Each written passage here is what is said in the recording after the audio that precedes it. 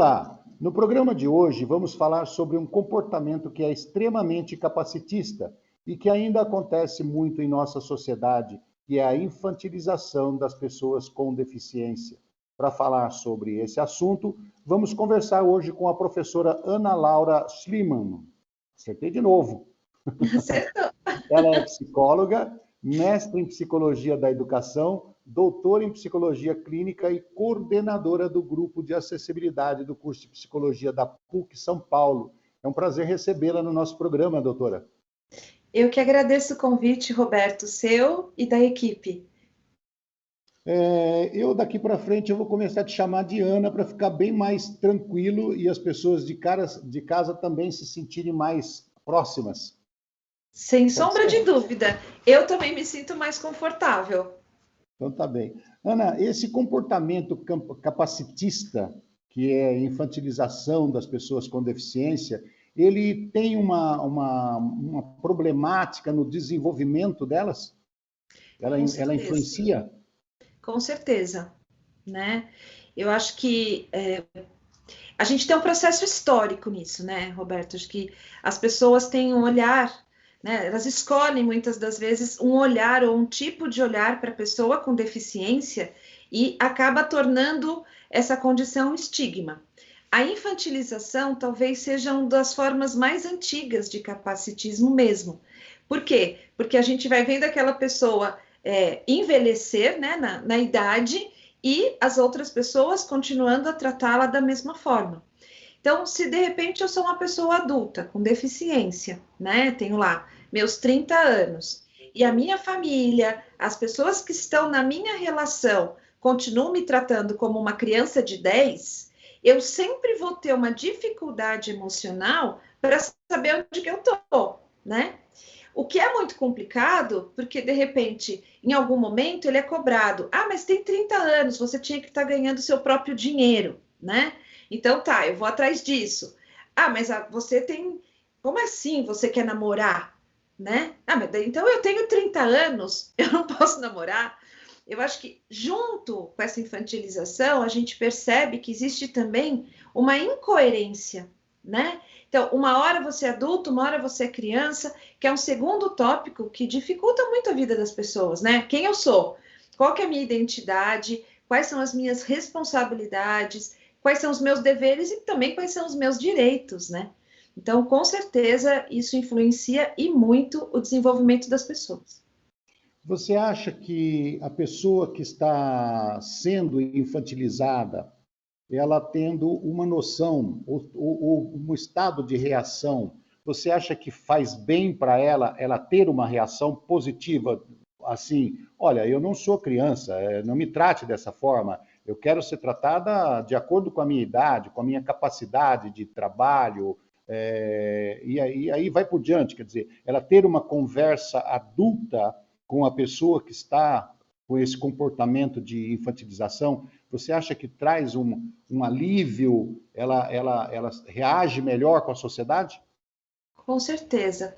Você sabe que esse é um dos aspectos que a gente trabalha também quando a gente está na condição escolar, vamos dizer assim, ou do trabalho, né?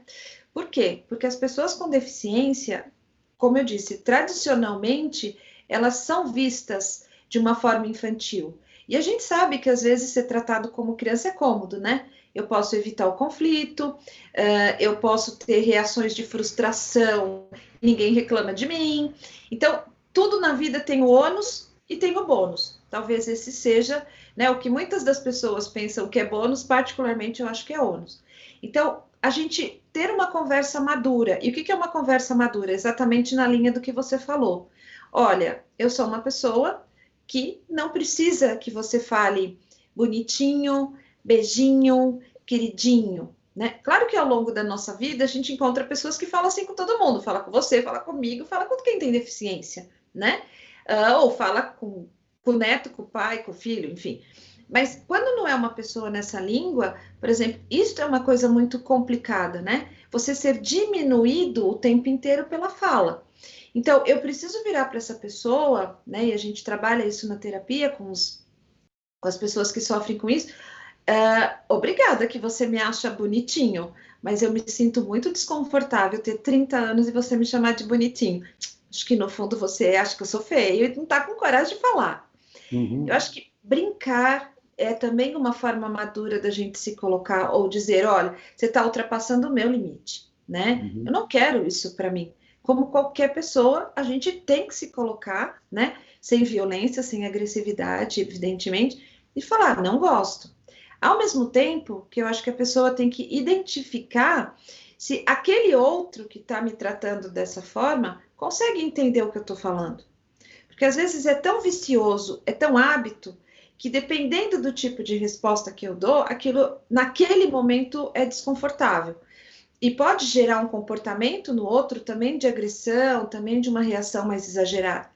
Então, acho que é importante que essa pessoa que recebe esse tipo de tratamento, primeiro olhe para ele. Eu sou isso? Eu me sinto assim? Porque se ele se achar ou se sentir, ele precisa procurar uma terapia, ele precisa procurar alguém para conversar, É isso né? que eu ia falar. Se a pessoa fica confortável no mundo dele de ser tratado como coisinha, bonitinha, né, dozinho, ou seja, ser tratado como criança na infantilização, ela também precisa de um tratamento psicológico para falar, meu, ó, você sabe, tá? Você sabe, você entende, você tem capacidade para isso, só que você está entrando numa zona de conforto que vai ser prejudicial para você no futuro. Sim. Então, né, papai vai morrer, mamãe vai morrer, né? E você vai ter que tocar sua vida. E aí fora o pessoal não vai falar coisinha lindinha. Não, não vai, né? E se você me permite, eu acho que isso é o nome que a gente pode dar para isso é ajudar as pessoas a desenvolverem autonomia, né? A primeira coisa que a gente tira de alguém quando a gente trata essa pessoa de forma infantilizada é a autonomia. Então, eu não posso fazer, eu não consigo fazer, eu não devo fazer. Ou seja, eu não cresço, né? Eu não vou para frente, Você que são sabe, esses Ana, impeditivos, né? Ou essas barreiras atitudinais. Desculpa você te sabe cortar. que eu trabalhei bastante na questão de empregabilidade, fiz até consultoria por muito tempo, fiz palestra por muito tempo, e uma das dificuldades que a gente via as empresas enfrentarem era o comportamento das pessoas com deficiência entrando no mercado de trabalho. Elas Sim, tinham, de repente, uma capacidade técnica muito boa, um conhecimento pedagógico muito bom, mas o comportamento social, né, ele destoava do mundo empresarial. As pessoas continuavam com aquele comportamento familiar, e isso prejudicava o desenvolvimento e o rendimento deles no trabalho. Então, sim. foi uma das características, foi muito batida, foi muito estudada, a coisa de 10, 15 anos atrás. Hoje eu saí desse mercado, mas eu não sei se ainda continua sendo debatido isso. Continua. Eu tenho uma eletiva sobre isso na faculdade e o que a gente observa é que assim, o treino das habilidades sociais e emocionais hoje é uma das nossas prioridades, né? Por conta disso, né? Um pouco tem essa relação e esse padrão familiar. Eu acho que outro ponto da infantilização que cai no que você está falando, às vezes são pessoas que a família e eu não estou criticando nenhuma família, tá? Eu acho que cada um consegue fazer o que consegue fazer. Mas às vezes cria uma exclusão e um isolamento, que não tem nada a ver com a pandemia, mas que se acirrou na pandemia, sem sombra de dúvidas. Então, eu não tenho experiências outras. Eu fico nesse mundinho, né? Só girando em torno. E aí, se eu tenho alguém que fica no bonitinho, na desqualificação, a hora que eu me deparo com uma situação de trabalho, por exemplo, posso até trazer um exemplo se você me permitir. Eu tive uma pessoa com a qual eu trabalhei, ele ficou deficiente adulto, né? Ele já estava com 30 e poucos anos, ele teve um tumor e por conta da cirurgia no cérebro, ele acabou desenvolvendo uma deficiência. A hora que eu vou conversar com a família, ele era o filho temporão de 5 irmãs, ele era o sexto filho. 7 anos mais novo do que a última irmã. Então, ele teve 6 mães. Ele já era, por si só, muito infantil, né? Então, ele Uhum. já tinha uma história de infantilidade. Quando ele foi trabalhar, né? Ele ficou com uma deficiência motora, ele chegava e falava para a chefe dele: pega um cafezinho para mim, que agora eu estou com vontade, né? E aí ele trouxe isso para mim, ele olhou para minha cara e ele falou assim: viu, mas eu sou deficiente. Eu falei, mas e daí? Você devia... É o inverso nesse mundo, você devia Não, tem que levantar. responder assim, ó, você é deficiente e folgado. Eu falei isso para ele também, né? Mas eu falei no segundo momento, que eu falei, viu, cara, você está trabalhando faz um mês. Como é que você pede café para sua chefe? Você que tinha que falar, a senhora quer um café, né? Ele não fez aquilo por maldade, né? Mas assim, é o que ele era. Ele era uma pessoa extremamente folgada, não tinha nada a ver com a deficiência, né? Como não tem a ver com a maioria das pessoas que têm deficiência. Um deficiente não é folgado, passa longe disso. É a educação, é esse capacitismo, né? É a não possibilidade de autonomia. Só para Mas contar, ele ficou mais 20 dias no emprego e foi mandado embora, né? existe o contrário também. Eu vou contar essa historinha para você e a gente vai para um intervalo. Eu fiz uma prestação de serviço por uma empresa grande e o diretor me chamou e falou assim, Roberto, nós contratamos uma pessoa com deficiência e a produtividade no setor caiu. Eu quero que você verifique o que aconteceu. Bom, tinha 8 pessoas lá no setor, com essa pessoa com deficiência seria a nona, né? E desde que o cara entrou, caiu uma caneta, levantava 4 para pegar a caneta para ele. É. E ele queria tomar café, ia um empurrando a cadeira, o outro na frente abrindo o caminho e o outro conversando com ele. Quer dizer, ou seja, ele tinha complicação no trabalho, parava todo mundo para ajudar ele. Ele ficou, ele trabalhando a meia boca porque ele estava iniciando e 8 ajudando ele no trabalho. Sim. Era isso aí. Não, mas sabe o que eu penso, né, quando você traz essa situação? Que essa dificuldade é uma dificuldade social, né?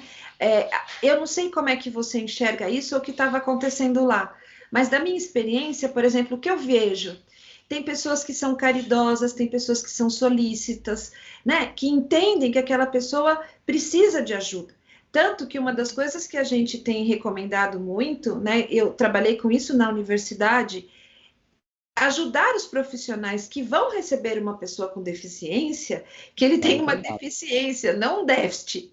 São coisas diferentes, né? Nós estamos conversando com a psicóloga Ana Laura, que está conversando com a gente sobre o capacitismo, que é um assunto muito importante na questão da pessoa com deficiência. Nós vamos para um rápido intervalo e já voltamos.